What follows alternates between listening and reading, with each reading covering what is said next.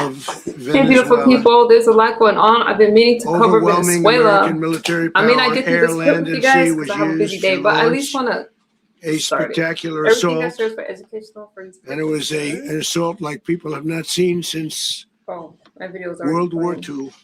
So I'll be in and out of the It stream. was a force against a heavily fortified. Hold on.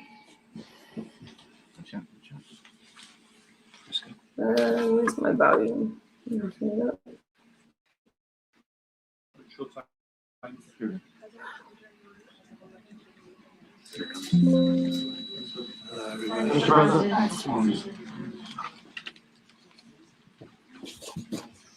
Okay, thank you very much. This is big stuff. Appreciate you being here. Late last night and and early today, today, at at my direction, the the United States Armed Armed Forces conducted an extraordinary military operation in the capital of Venezuela. Overwhelming American military power, air, land, and sea was used to launch a spectacular assault. And it was an assault like people have not seen since World War II.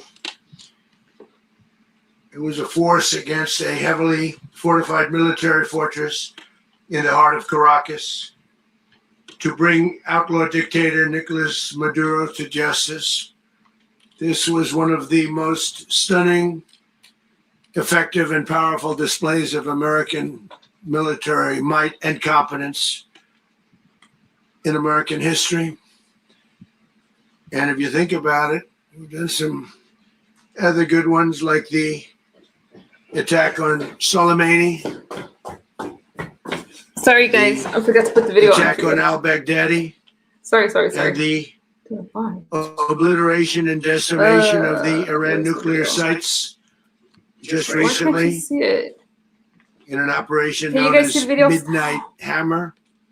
Hey, you guys. I'm sorry. I'm doing a All lot right now. perfectly executed and done. Can you see the video or no? No nation in the world could achieve what America Hey, achieved Bondo. Y'all can't yesterday, see it? or frankly, in just a short period of time. Oh, there it is.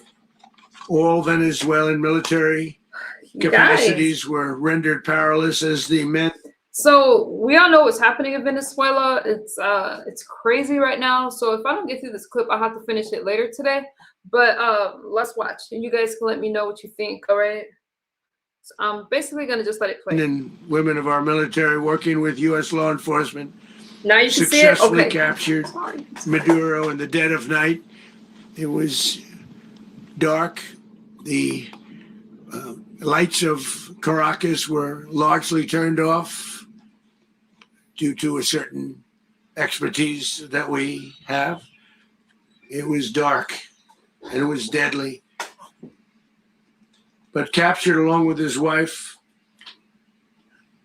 Celia Flores, both of whom now face American justice. Maduro and Flores have been indicted in the Southern District of New York. Jay There's Clayton an echo. for their campaign of deadly narco-terrorism against the United States and its citizens. I want to thank the men and women of our military who achieved such an extraordinary success overnight with breathtaking speed, power, precision, and competence. You rarely see anything like it. You've seen some raids in this country that didn't go so well. They were an embarrassment. If you look back to Afghanistan, or if you look back to the Jimmy Carter days, they were different days. We're a respected country again, maybe like never before. These highly trained warriors operating in collaboration with U.S. law enforcement caught them in a very ready position. They were waiting for us. They knew we had many ships out in the sea, just sort of waiting. They knew we were coming. So they were in what's called a ready position. But they were completely overwhelmed and very quickly incapacitated. If you would have seen what I saw last night, you would have been very impressed. I'm not sure that you'll ever get to see it, but it was an incredible thing to see. Not a single American service member was killed, and not a single piece of American equipment was lost. We had many helicopters, many planes, many people involved in that fight. But think of that, not one piece of military equipment was lost, not one service member was more importantly killed. The United States military is the strongest and most fearsome military on the planet by far. So I guess Maduro's in New York right now. You guys, I'm trying to keep up. With capabilities and skills our enemies can scarcely begin to imagine. We have the best equipment anywhere in the world. There's no equipment like what we have. And you see that even if you just look at the boats, you know, we've knocked out 97% of the drugs coming in by sea. 90%. Each boat kills 25, on average, 25,000 people. We knocked out 97%. And those drugs mostly come from a place called Venezuela. We're going to run the country until such time as we can do a safe, proper, and judicious transition. So we don't want to be involved with having somebody else get in and we have the same situation that we had for the last long period of years. So we are going to run the country until such time as we can do a safe, proper, and judicious transition.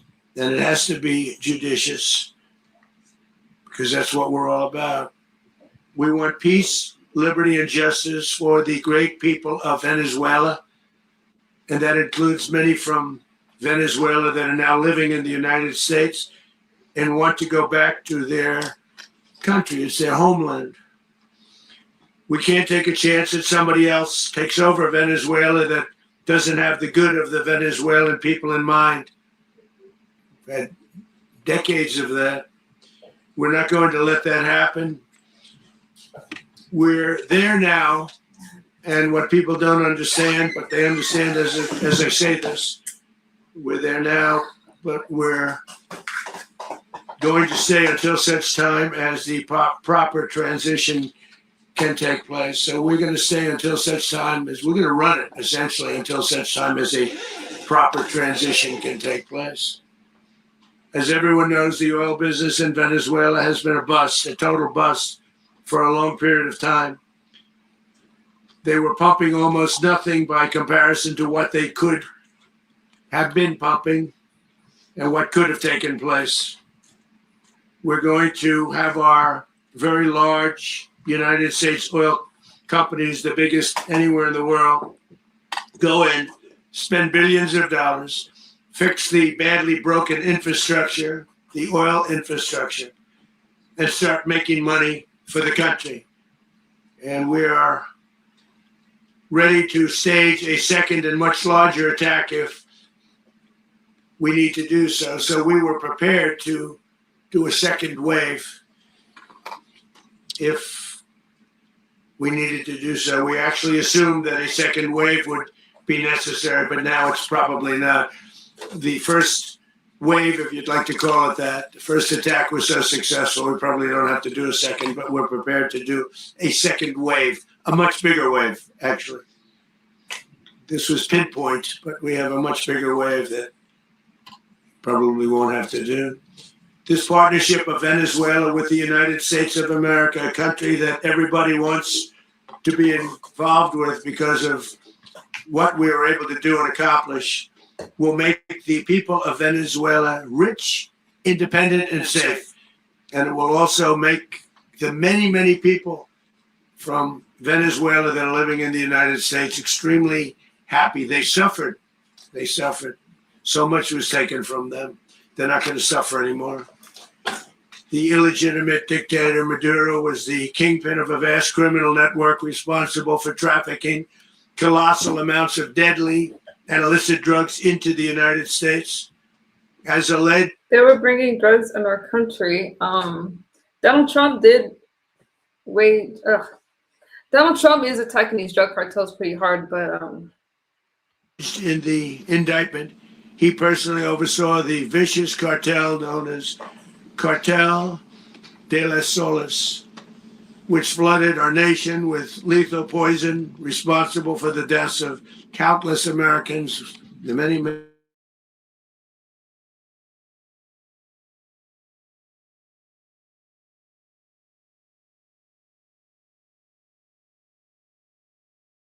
hundreds of years of Americans died because of him.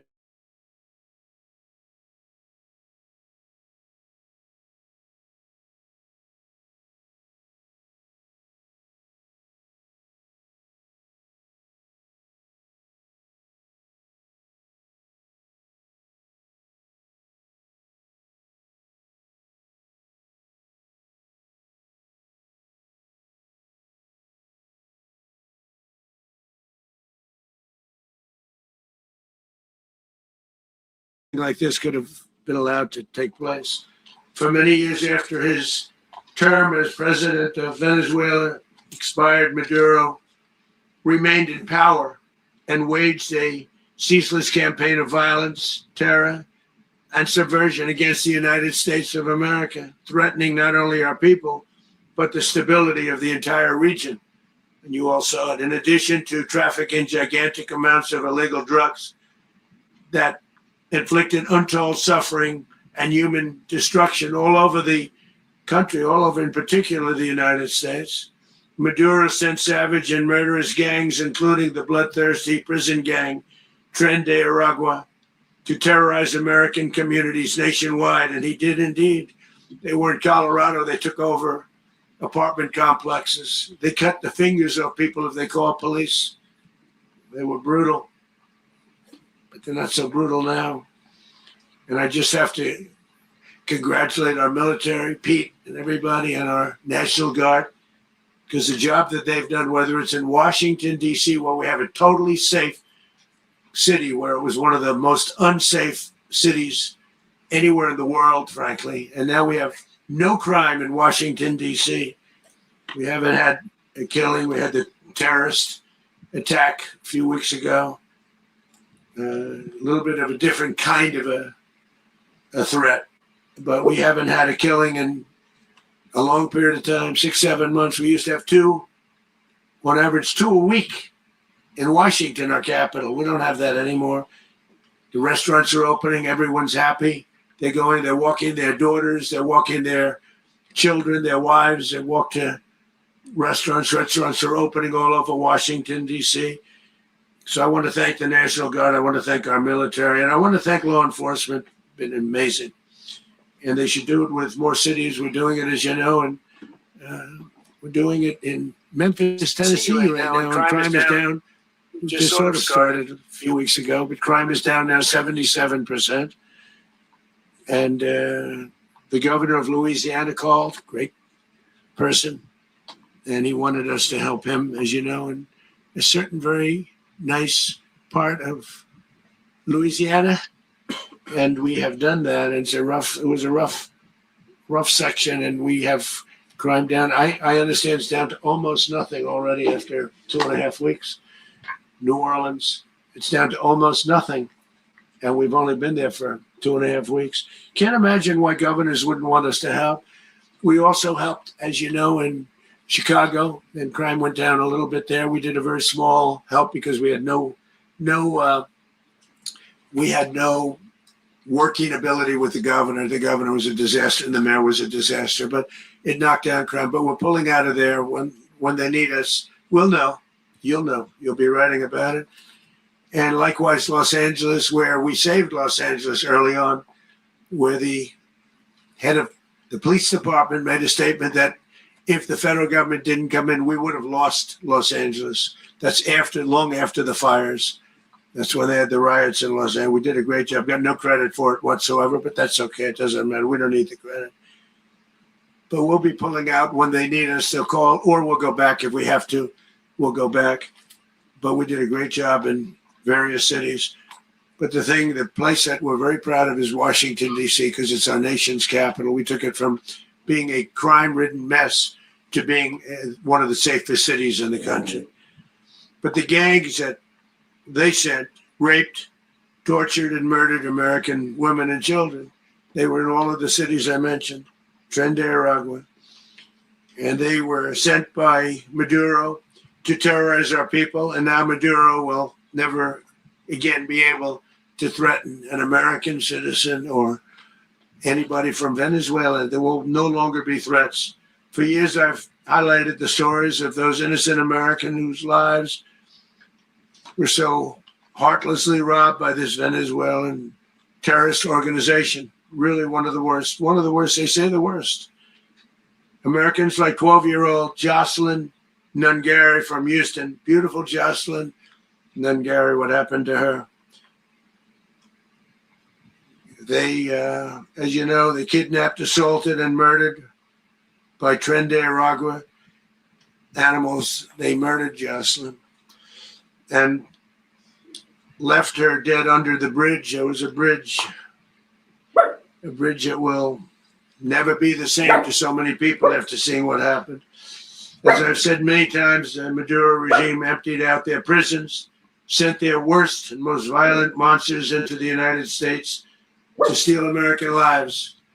And they came from mental institutions and insane asylums. They came from prisons and jails. The reason I say both, they sound similar. Actually, prisons, a little bit more hostile, a little bit tougher. A mental institution isn't as tough as an insane asylum, but we got them both. They sent from their mental institutions. They sent from their jails, prisons. Sorry, yeah. They were drug dealers. They were drug kingpins. They sent everybody bad into the United States, but no longer. And we have now a border where nobody gets through. In addition, Venezuela unilaterally seized and sold American oil, American assets, and American platforms, costing us billions and billions of dollars. They did this a while ago, but we never had a president that did anything about it. They took all of our property. It was our property. We built it. And we never had a president that decided to do anything about it. Instead, they fought wars that were. So for all of you guys that's wondering why is Trump doing what he's doing in Venezuela, this is the video for you, okay? 10,000 miles away.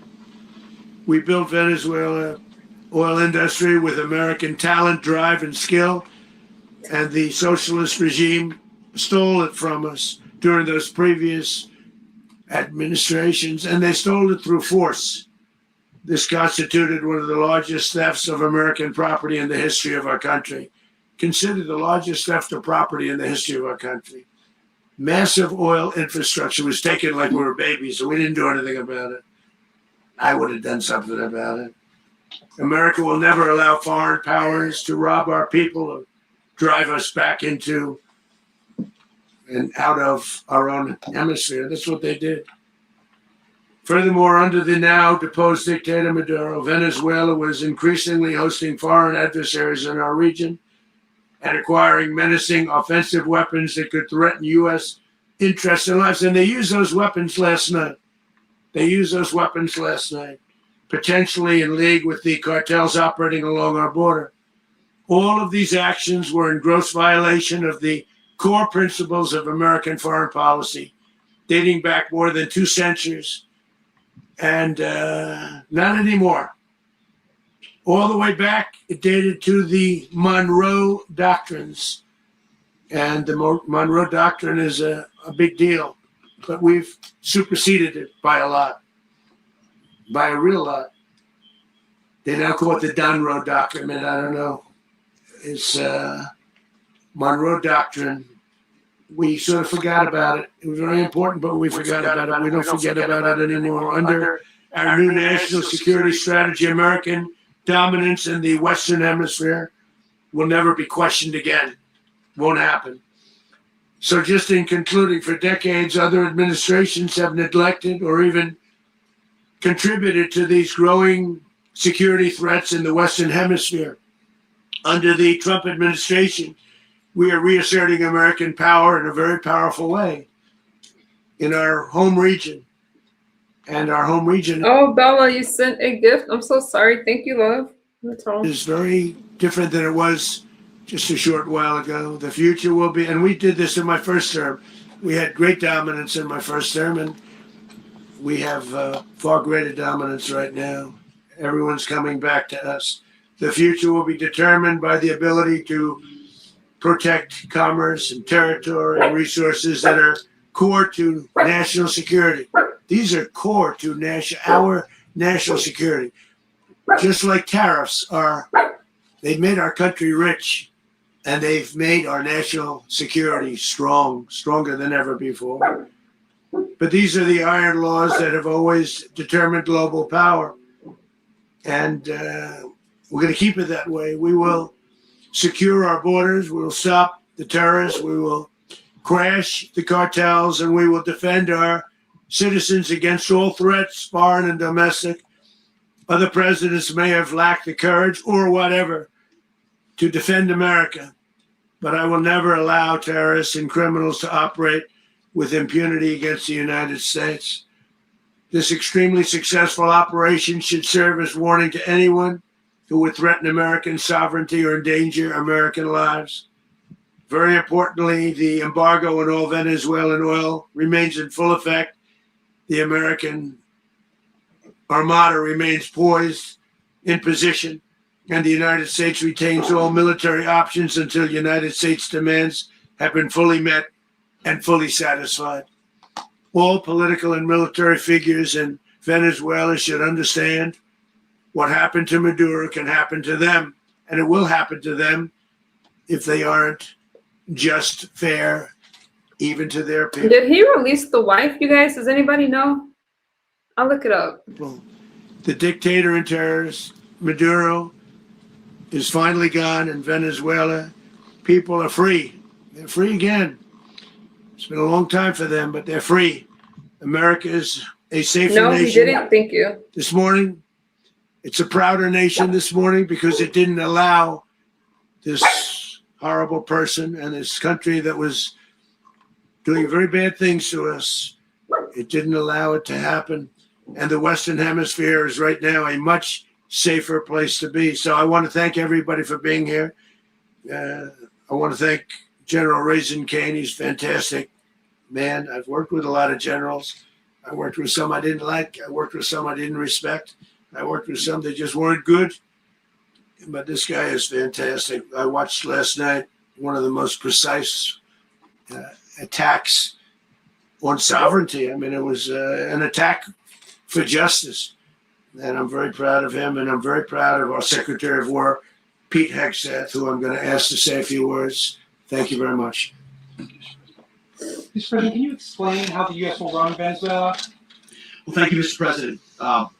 Finally, a commander-in-chief the world respects and the American people deserve. And as the president said, words can barely capture the bravery and the power and the precision of this historic operation. A massive joint military and law enforcement raid flawlessly executed by the greatest Americans our country has to offer. American warriors are second to none, the best in the world and the best of our country. What all of us witnessed last night was sheer guts and grit, gallantry, and glory. I can't keep up with y'all comments. Can y'all not message me in the clouds and just put in the chat? But this is a lot. Donald Trump shows a lot of bravery, whether you guys like him or not. And I feel he's doing what he has to do for our country. And Glory of the American warrior. I'm simply humbled. how do you not like this? By such men. And I tip my hat to our chairman, Dan Raisin Kane, and all those Americans who stood watch last night. Our warriors are the elite of America, and again, President Trump has your back. Alcoholic. No other country on planet Earth, and it's not even close, could pull this kind of operation off. And no other president has ever shown this kind of leadership, courage, and resolve. The most powerful Thank you for subscribing, Kevin. You're so welcome. combination the world has ever seen. As the president said, our adversaries remain on notice. America can project our will anywhere, anytime. The coordination, the stealth, the lethality, the precision, the very long arm of American justice, all on full display in the middle of the night. Nicolas Maduro had his chance, just like Iran had their chance, until they didn't and until he didn't. He effed around and he found out. President Trump is deadly serious about stopping the flow of gangs and violence to our country. Deadly serious about stopping the flow of drugs and poison to our people. Deadly serious about getting back the oil that was stolen from us. And deadly serious about reestablishing American deterrence, and dominance in the Western Hemisphere. This is about the safety, security, freedom, and prosperity of the American people. This is America first. This is peace through strength. And the United States War Department is proud to help deliver it. Welcome to 2026. And under President Trump, America is back. I'd like to welcome now our Chairman Raisin Kane, to give a few more details about the operation. Mr. Chairman. Thank you, Mr. Secretary. Thank you, Mr. President, and good morning. Last night, on the order of the President of the United States and in support of a request from the Department of Justice, as the President said, the United States military conducted an apprehension mission in Caracas, Venezuela, to bring to justice two indicted persons, Nicolas and Cecilia Maduro. This operation, known as Operation Absolute Resolve, was discreet, precise, and conducted during the darkest hours of January 2nd, and was the culmination of months of planning and rehearsal, an operation that, frankly, only the United States military could undertake. What I'd like to do this morning is talk you through some of the preparation and the details without compromising any of our tactics, techniques, and procedures. There is always a chance that we'll be tasked to do this type of mission again. Our interagency work began months ago and built on decades of experience of integrating complex air, ground, space, and maritime operations. While the past 2 decades have honed the skills of our special operations forces, this particular mission required every component of our joint force, with soldiers, sailors, airmen, Marines, and Guardians working in unison with our intelligence agency partners and law enforcement teammates in an unprecedented operation.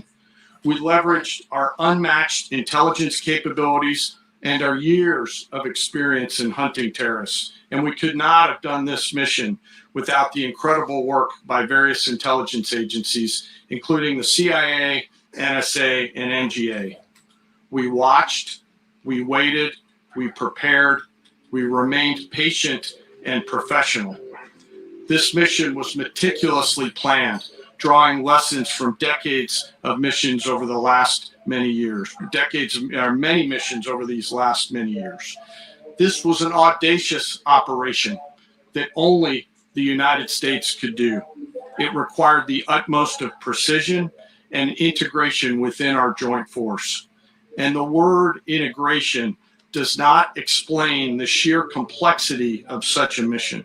An extraction so precise, it involved more than 150 aircraft launching across the Western Hemisphere in close coordination, all coming together in time and place to layer effects for a single purpose: to get an interdiction force into downtown Caracas while maintaining the element of tactical surprise. Failure of one component of this well-oiled machine would have endangered the entire mission, and failure is never an option for America's joint force. Those in the air over Caracas last night were willing to give their lives for those on the ground and in the helicopters. Let me talk a little bit about the preparation. After months of work by our intelligence teammates to find Maduro and understand how he moved, where he lived, where he traveled, what he ate, what he wore, what were his pets, in early December, our force was set pending a series of aligned events. Key was choosing the right day to minimize the potential for civilian harm and maximize the element of surprise, and minimize the harm to the indicted personnel, so as the President said, they could be brought to justice. And as the President said earlier today, weather in Venezuela is always a factor this time of the year. And over the weeks through Christmas and New Year's, the men and women of the United States military sat ready, patiently waiting for the right triggers to be met and the President to order us into action. Last night, the weather broke just enough, clearing a path that only the most skilled aviators in the world could maneuver through. Ocean, mountain, low cloud ceilings, but when tasked with a mission, this organization does not quit. At 10:46 p.m. Eastern Time last night, Someone brought up this point that Donald Trump said that he was going to run Venezuela. He said the same thing about Gaza. He's obviously not trying to run Venezuela, just like he's not trying to run Gaza. I think sometimes he says things for shock value, and people need to just relax a little bit. the president ordered the United States military to move forward with this mission. He said to us, and we appreciate it, Mr. President, good luck and Godspeed. And those words were transmitted to the entire joint force. Over the course of the night, aircraft began launching from 20 different bases on land and sea across the Western Hemisphere. In total, more than 150 aircraft, bombers, fighters, intelligence, reconnaissance, surveillance, rotary wing were in the air last night. Thousands and thousands of hours of experience were airborne. Our youngest crew member was 20, and our oldest crew member was 49. And there's simply no match for American military might. As the night began, the helicopters took off with the extraction force, which included law enforcement officers, and began their flight into Venezuela at 100 feet above the water. As they approached Venezuelan shores, the United States began layering different effects provided by Spacecom, Cybercom, and other members of the interagency to create a pathway. Overhead, those forces were protected by aircraft from the United States Marines, the United States Navy, the United States Air Force, and the Air National Guard. The force included F-22s, F-35s, F-18s, EA-18s, E-2s, B-1 bombers, and other support aircraft, as well as numerous remotely piloted drones. As the force began to approach Caracas, the Joint Air Component began dismantling and disabling the air defense systems in Venezuela, employing weapons to ensure the safe passage of the helicopters into the target area. The goal of our air component was, and always will be to protect the helicopters and the ground force and get them to the target and get them home. As the force crossed the last point of high terrain where they'd been hiding in the clutter, we assessed that we had maintained totally the element of surprise. As the helicopter force ingressed towards the objective at low level, we arrived at Maduro's compound at 1:01 a.m. Eastern Standard Time, or 2:01 a.m. Caracas local time. And the apprehension force descended into Maduro's compound and moved with speed, precision, and discipline towards their objective, and isolated the area to ensure the safety and security of the ground force while apprehending the indicted persons. On arrival into the target area, the helicopters came under fire, and they replied with that fire with overwhelming force in self-defense. One of our aircraft was hit, but remained flyable, and as the president said earlier today, all of our aircraft came home, and that aircraft remained flyable during the rest of the mission. As the operation unfolded at the compound, our air and ground intelligence teams provided real-time updates to the ground force, ensuring those forces could safely navigate the complex environment without unnecessary risk. The force remained protected by overhead tactical aviation. Maduro and his wife, both indicted, gave up and were taken. I have so much work to do on this one. Why was the wife indicted too? Were they both committing crimes against America? I'm so sorry. Into custody by the Department of Justice, assisted by our incredible U.S. military with professionalism and precision, with no loss of U.S. life. After securing the indicted persons, the force began to prep for departure. Helicopters were called in to exfiltrate the extraction force, while fighter aircraft and remotely piloted aircraft provided overhead coverage and suppressive fire. There were multiple self-defense engagements as the force began to withdraw out of Venezuela. The force successfully exfiltrated and returned to their afloat launch bases, and the force was over the water at 3:29 a.m. Eastern Standard Time with indicted persons on board. And both Maduro and his wife were embarked aboard the USS Uejima.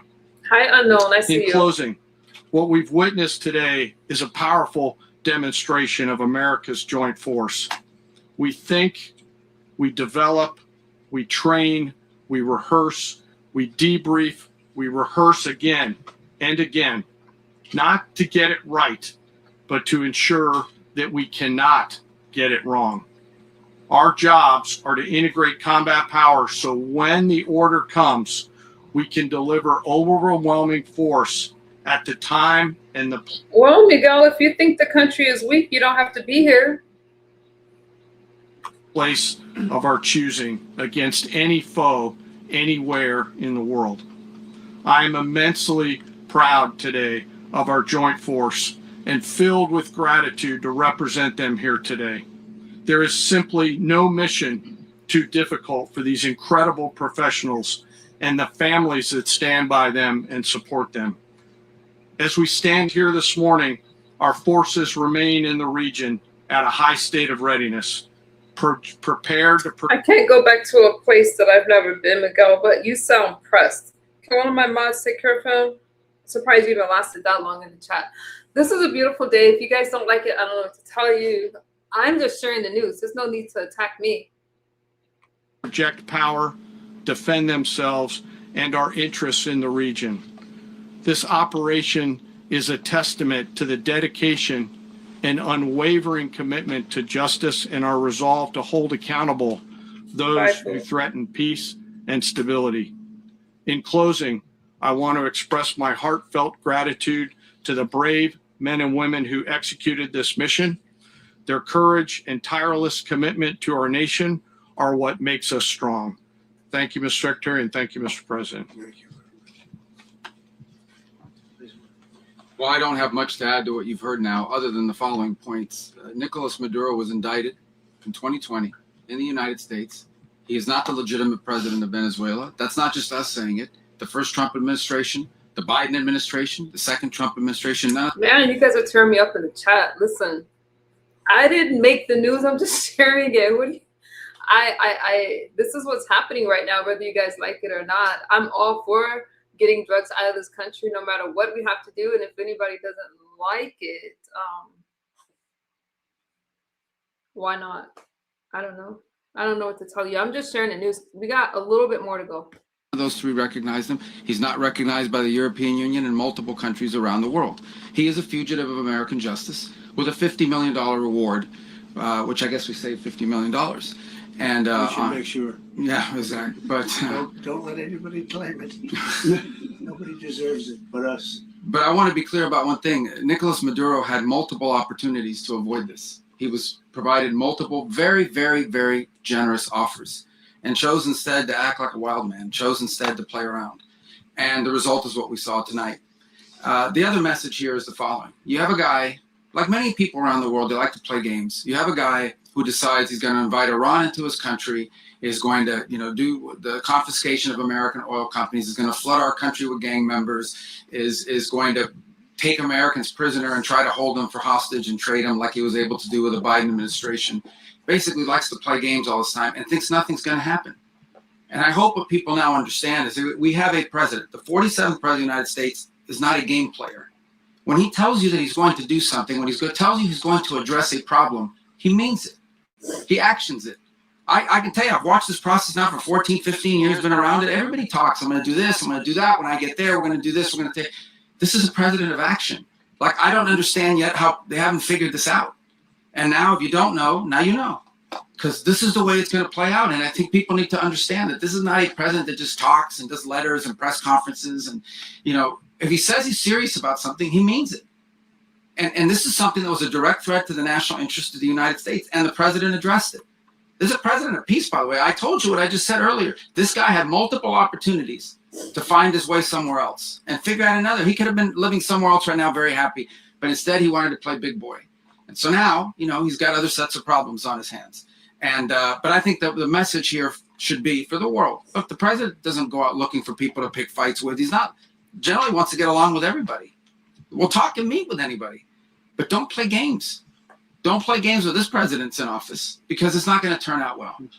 And so I hope that, I guess that lesson was learned last night, and we hope it'll be instructive moving forward. Is that a message for Cuba? Mr. President. Mr. President, you said that the U.S. is going to run Venezuela. So who's in power right now? Well, we're going to be running it with a group, and we're going to make sure it's run properly. We're going to rebuild the oil infrastructure, which will cost billions of dollars. It'll be paid for by the oil companies directly. They will be reimbursed for what they're doing, but it's going to be paid. And we're going to get the oil flowing the way it should be. As you know, it was just a minor flow. It was actually a minor flow for what they have. But we're going to run it properly, and we're going to make sure the people of Venezuela are taken care of. We're going to make sure the people that were forced out of Venezuela by this thug are also taken care of. Mr. President. Does the U.S. running the country mean that U.S. troops will be on the ground? How will that work? Well, you know, they always say boots on the ground. Oh, so we're not afraid of boots on the ground. Boots on the We ground. had boots on the ground last night at a very high level, actually. We're not afraid of it. We don't mind saying it, but we're going to make sure that that country is run properly. We're not doing this in vain. This is a very dangerous attack. This is an attack that could have gone very, very badly. Could have gone very badly. We could have lost a lot of people last night. We could have lost a lot of dignity. We could have lost a lot of equipment. The equipment is less important, but we could have lost a lot. And we're going to make sure that this is proper. We're there now. We're ready to go again if we have to. We're going to run the country right. It's going to be run very judiciously, very fairly. It's going to make a lot of money. We're going to give money to the people. We're going to reimburse people that were taken advantage of. We're going to take care of everybody. It's very important. We couldn't let them get away with it. You know, they stole our oil. We built that whole industry there, and they just took it over like we were nothing. And we had a president that decided not to do anything about it. So we did something about it late, but we did something about it. Yeah, please. Can you explain the exact mechanism by which you're going to run the country? Are you going to designate a U.S. official to coordinate? It's Can all you just it's all unpack being that? done right now. We're designating people. We're talking to people. We're designating various people, and we're going to let you know who those people are. What's the group you mentioned that would run Venezuela? Well, it's largely going to be for a period of time the people that are standing right behind me. We're going to be running it. We're going to be bringing it back. It's a dead. You know, I talk about a dead country. A year and a half ago, we were a dead country. Now we're the hottest country anywhere in the world. We're a country doing better than any country anywhere in the world. And it required leadership. Venezuela has a lot of bad people in there, a lot of bad people that shouldn't be leading. We're not going to take a chance that one of those people take over for Maduro. So you can look at, and others, we have fantastic people, including people in the military. So we're going to have a group of people running it until Do such you time guys as think? it can be. Oh shoot, sorry. Do you guys think that Venezuela is going to be better off? I mean, Donald Trump is doing a lot for humanitarian. I'm just waiting to see what the response is going to be, but this is a really big deal, you guys. Put back on track, make a lot of money for the people, and give people a great way of life, and also reimbursement for people in our country that were forced out of Venezuela. Would be You said earlier today that you weren't going to back Machado to come back and be the opposition leader in your Fox and Friends interview. And then you also mentioned the vice president of Venezuela. Are you going to work with the vice president of Venezuela? Or how do you foresee the relationship Well, I going? understand she was just sworn in, but she was, as you know, picked by Maduro. So Marco's working on that directly. He just had a conversation with her, and she's essentially willing to do what we think is necessary to make Venezuela great again. Very simple. Mr. President, Colombian President Gustavo Petro, a couple weeks ago, he said he's got to watch his ass. And today, he said he's not concerned about anything happening to him in the aftermath of this operation. So, just what your message is? Well, he has cocaine mills. He has factories where he makes cocaine. And yeah, I think I stick by my first statement. he's making cocaine. They're sending it into the United States. So Mr. President. he does have to watch his Mr. age. Did he notify any members of Congress in advance? Marco, do you want to talk about that? Because you were involved. Sure. We call members of Congress immediately after. This was not the kind of mission that you can do congressional notification on. It was a trigger-based mission in which conditions had to be met night after night. We watched and monitored that for a number of days. So it's just simply not the kind of mission you can call people and say, hey, we may do this at some point in the next 15 days.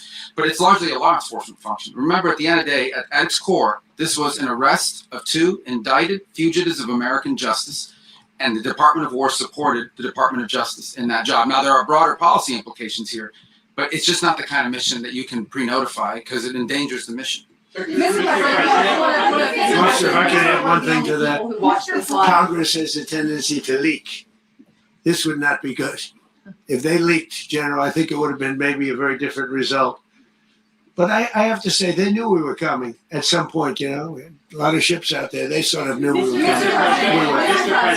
But Congress will leak, and we don't want leakers. Mr. President, you were one of the only people to watch this all play out live. What was Maduro doing when the U.S. forces entered what I assume would be his home? And also, was there any point where the U.S. was considering if Maduro pushed back or resisted killing Maduro?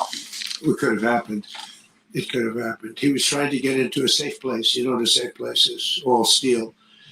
And he wasn't able to make it to the door because our guys were so fast. They went through the opposition so fast. And there was a lot of opposition. You know, people were wondering, do we get them by surprise? Sort of surprised, but they were waiting for something. It was a lot of opposition.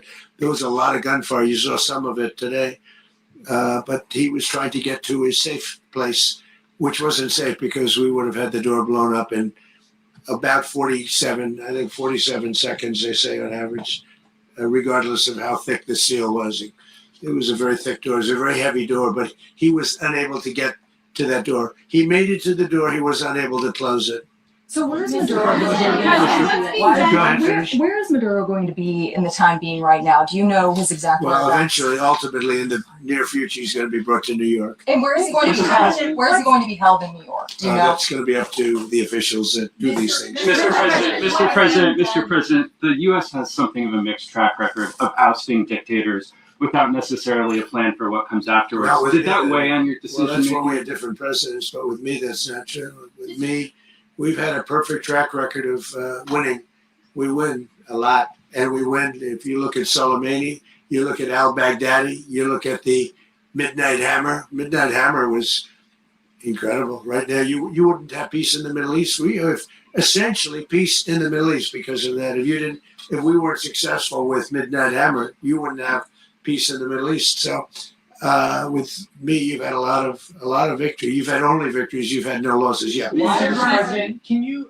How long do you expect the U.S. to run Venezuela, and how soon do you want Venezuelan people to hold elections? So I'd like to do it quickly, but it takes a period of time. You know, we're rebuilding. We have to rebuild their whole infrastructure. The infrastructure is rotted. It's actually very dangerous. It's blow-up territory. Oil is very dangerous. It's a very dangerous thing to take out of the ground. It can kill a lot of people. It has killed a lot of people doing just that. The infrastructure is old. It's rotted. Much of it is stuff that we put there 25 years ago, and we're going to be replacing it. And we're going to take a lot of money out so that we can take care of the country. Mr. President, China, Russia, and Iran have interests in Venezuela. How does this operation affect your relationships with them when Well, it in comes to terms the of oil and China drugs? and Russia, Russia when we get things straightened out. But in terms of other countries that want oil, we're in the oil business. We're going to sell it to them. We're not going to say we're not going to. In other words, we'll be selling oil, probably in much larger doses because they couldn't produce very much because their infrastructure was so bad. So we'll be selling large amounts of oil to other countries, many of whom are using it now, but I would say many more will come. Are you saying that, Mr. President, are you saying that? Oh, Mr. President, thank you. What is your message to the people of Venezuela today? Of course, the civilian population specifically, they have a lot of questions. What is your message to the people of That Venezuela? you're going to have peace, justice. You're going to have some of the riches that you should have had for a long period of time was stolen from you. but you're going to have peace and you're going to have safety. You're going to have justice. You're going to have a country. You're going to have a real country. You're going to have potentially a great country. You know, if you go back 20 years, maybe even a little longer ago, that was a great country, and they destroyed it. Remember I said that if we lose this election, the United States will be Venezuela on steroids. That's what would have happened. Had we lost the election, the 2024 election, we suffered so badly. When you look at the border from 2020, what they did, what Joe Biden administration did to our country should never be forgotten. But if we had to go through another year of that, we would be exactly where Venezuela was in terms of, I used to say, if they win, we're going to be Venezuela on steroids, and that's what would have happened. President, thank you. Are you saying that Secretary Hegseth and Rubio are going to be running Venezuela, and will you be sending in U.S. military They're going troops to be a to provide? team that's working with the people of Venezuela to make sure that we have Venezuela right. Because for us to just leave, who's going to take over? I mean, there is nobody to take over. You have a vice president who's been appointed by Maduro. And right now she's the vice president, and she's, I guess, the president. She was sworn as president just a little while ago. She had a long conversation with Marco, and she said, we'll do whatever you need. I think she was quite gracious, but she really doesn't have a choice. We're going to have this done right. We're not going to just do this with Maduro, then leave like everybody else, leave and say, let it go to hell. If we just left, it has zero chance of ever coming back. We'll run it properly. We'll run it professionally. We'll have the greatest oil companies in the world go in and invest billions and billions of dollars and take out money, use that money in Venezuela. And the biggest beneficiary are going to be the people of Venezuela. And also, I can't stress this strongly enough, the people that got thrown out of Venezuela that are now in the United States, and frankly, some want to stay and some probably want to go back. Yeah. So, Mr. President, what's being done to protect Americans in the country, and were any of the detained Americans Well, right now arrested? they're very protected because nobody's going to mess with us. They're very protected. The people, and we let them know that you better not touch one of them. Are you concerned that bad elements of the Maduro regime will remain in place? Well, we know who they are. We're on them, and they're acting much differently now than they would have acted 2 days ago. And what you Okay, say wait, about- behind you, please. Mr. President, why is running a country in South America America first? Well, I think it is because we want to surround ourselves with good neighbors. We want to surround ourselves with stability. We want to surround ourselves with energy. We have tremendous energy in that country. It's very important that we protect it. We need that for ourselves. We need that for the world. And we want to make sure we can protect it. Yes, sir. Please, go ahead. Yeah, is there a message here for Cuba and Diaz-Canel? Well, Cuba's an interesting case. Cuba is, not doing very well right now. That system has not been a very good one for Cuba. The people there have suffered for many, many years. And I think Cuba... There's so much I want to say about this right now, but I'm going to have to get through this video and come back tonight, and we'll talk about it more. But a lot of people get upset. This is not about oil. This is about the crimes that was being committed in our country. Is going to be something we'll end up talking about because Cuba is a failing nation right now, very badly failing nation. And we want to help the people. It's very similar in the sense that we want to help the people in Cuba, but we want to also help the people that were forced out of Cuba and living in this country. Do you want to say something about that, Marco, please?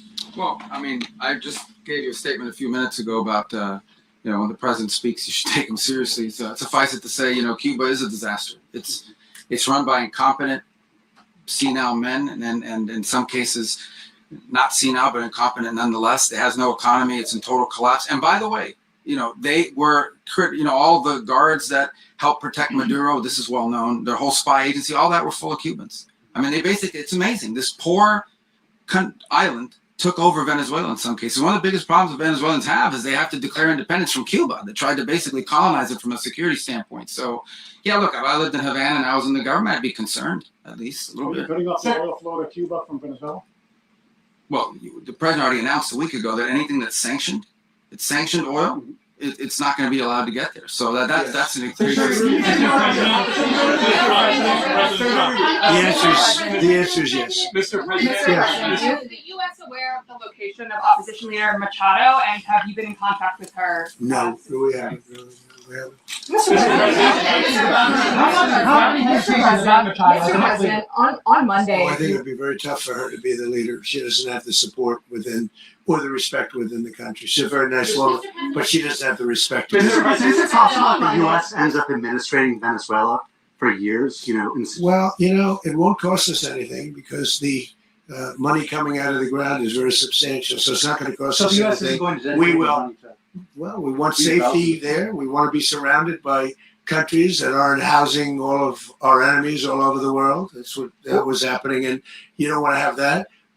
But we're going to be rebuilding, and we're not spending money. The oil companies are going to go in. They're going to spend money. We're going to take back the oil that, frankly, we should have taken back a long time ago. A lot of money is coming out of the ground. We're going to get reimbursed for all of that. We're going to get reimbursed for everything that we spend. So it's going to be a very important. This is a very big evening that took place last night.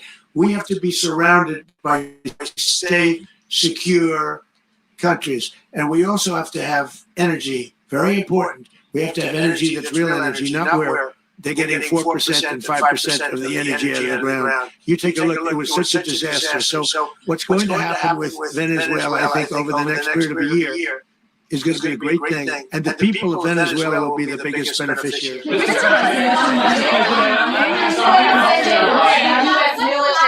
President, thank you. What did you last speak to Maduro about when you spoke? And is the Well, I don't want to get into the Venezuela? conversations, but I did have conversations with him, and I said, you got to surrender. And I actually thought he was pretty close to doing so, but now he wished he did, yeah. Mr. President, can you explain, you said that Maduro is responsible for drug trafficking. You recently pardoned the former president of Honduras who was convicted of many drug trafficking. Can you explain how these two situations are different? And would you ever pardon Maduro? I endorsed, as you know, the winning president, the man who won in Honduras. I endorsed the man who won in Chile. I endorsed the man who won in Argentina. And we are doing very well with that whole group. What the man that I pardoned was, if you could equate it to us, he was treated like the Biden administration treated a man named Trump. That didn't work out too well for them. This was a man who was persecuted very unfairly. He was the head of the country. He was persecuted very unfairly. And there are a number of them. And we felt that it was a very unfair situation that happened to him. He's also a party member of the man who won. So obviously the people liked what I did. And one of the reasons that was done is because of the fact that the party in power felt very strongly that that man was treated very badly. I studied it very quickly, and then I studied it in great detail. I went to a lot of the people standing behind me, and they felt that that man was persecuted and treated very badly. That's why I gave him a pardon. Mr. President, you referenced boots on the ground earlier. Can you just sort of button this up? Do you envision the U.S. military having a presence in Venezuela as the U.S. runs that country? No, we're going to have a presence in Venezuela as it pertains to oil, because we have to have, we're sending our expertise in. So you may need something, not very much. But no, we're going to be taking out a tremendous amount of wealth out of the ground. And that wealth is going to the people of Venezuela and people from outside of Venezuela that used to be in Venezuela. And it goes also to the United States of America in the form of reimbursement for the damages caused us by that country. So I want to thank you all very much. Thank you. Do you have one? Yes, please. You were so nice before. I'm going to give you the final question. Go Thank ahead. you, Mr. Unless President. it's a bad question, in It's which about case Putin. I'll go one more. It's about who? It's about Putin. If you want. About Putin. Well, Okay. it's always nice You had a to talk phone. about Putin. You had a phone call with him Yeah. on Monday. Did he talk at all about Maduro? Did y'all talk about this? No, we didn't. And We then- never spoke about Maduro. Are you mad at him right now? I mean, there's this I'm not intelligence. thrilled with Putin. I'm not thrilled with Putin. He's killing too many people. Yeah, we don't like I that. thought that would be so. I settled 8 1/4 war. You know what the 1/4 was? Thailand and Cambodia. I did it again. They broke out, and I did it in about 5 hours, and I settled it. I'm giving myself 1/4, so I'm up to now 8 1/4. In other words, I settled the war, but then they broke out. They had a pretty bad breakout over the last 4 days. I got them to go back to peace. So I only give 1/4. I thought the easiest one would be, one of the easier ones would be Russia, Ukraine. It's not. And they both have done some pretty bad things. And look, that's Biden's war. That's not my war. But I want to stop the lives. Did you see where last month, 30,000, it was 27,000 the month before. 30,000, mostly soldiers, were killed this last month. 30,000. I want to stop that. You know, I got NATO to pay 5% instead of the 2% that they weren't paying. They weren't paying 2, now they pay 5. And we send them a lot of munitions. We send them a lot of things, missiles and various other things, a lot. And they pay. The United States is not losing money. We're probably making money on that. It's the last thing I care about. I just want to stop all those people. We're losing 25, 30,000 human beings. They come from 2 places that are very far away. But if I can stop, because it's something I've been pretty good at doing, deals, I guess. It's all a deal. Life is a big deal. But if I can stop that war and stop 30,000 young people, in addition to the fact that people are being killed in Kiev, people are being killed in other cities throughout, a much smaller number, but they're being killed, viciously killed. So I'm not happy about it. I thought that would be something that would get solved. We have Mr. Woodcock here. I think that we're making progress, but that's a war that should have never happened. If I were president, it would have never happened. Putin says it. Everybody says it. If I were president, that would have never happened. But I inherited that war. That was Joe Biden, Zelensky, and Putin. I came into the situation, and it's a mess. And I will say this. I watched an operation last night that was so precise. That was so brilliant. I mean, it was incredible.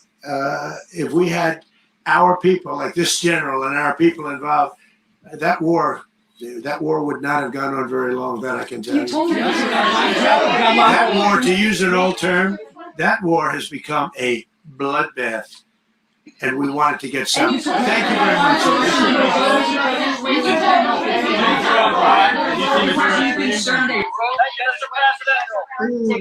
That was a lot, you guys. I have to come back and give my. Hold on. Where are you guys at? How do I always lose you after a stream? Or see. So there's a lot. I have MAGA in the house. I have the left in the house.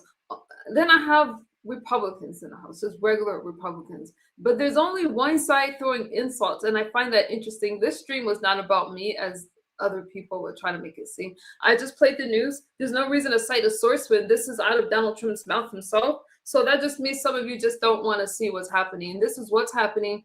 I don't believe it's about oil. I believe the people there are suffering under their president, and for humanitarian purposes and to protect the United States. The president over there and his wife was captured. That's what's happening right now. I didn't make it. And this is not the best picture, but when I look at this, now there's gonna obviously be a response. That's powerful. Imagine, God forbid, if that was Trump. Like, God forbid, knock on wood. But that's saying that, hey, what you're doing over there in that country is not okay, and we have to protect the United States. I'm for America first. You guys don't like it. You want to throw insults, but I do appreciate the people that are like, you know what? We're gonna stand with Mr. President, and we're gonna do what's best for this country. And sometimes you have to make tough decisions.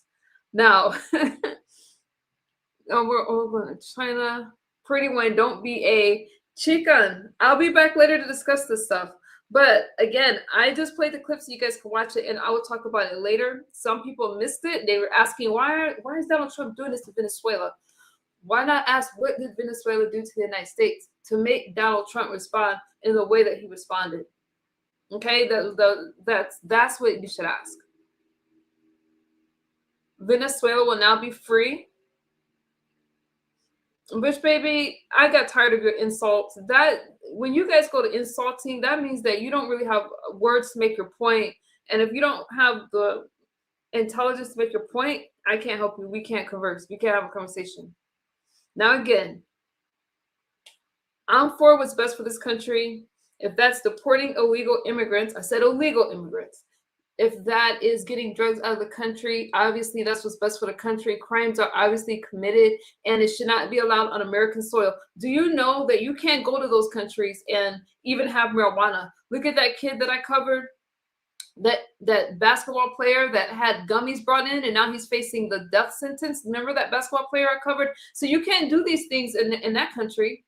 But I don't hear you guys crying, oh, bring that guy back. Remember Brittany Garner? Was it Garner? Y'all know who I'm talking about. The black basketball player that went over there and got popped with marijuana oil, or was it hash or something like that? They throw harsh sentences. So I appreciate those that help me with my commentary, that hit the like button, because you guys flag my videos. You try to silence me for sharing the news, and you're full of insults. And that's okay. That's okay. I'm going to continue to spread the news. I'm going to continue to bring information and let you guys make an informed decision. But it's not about me. I didn't make what's happening in the country, but I'm darn sure going to support what's best for America. And I'm going to keep watching. Okay. Thank you, Anita, for subscribing. Trump is still your president, US. That's right. Trump is our president. People are people. I do appreciate you guys for your support. All right.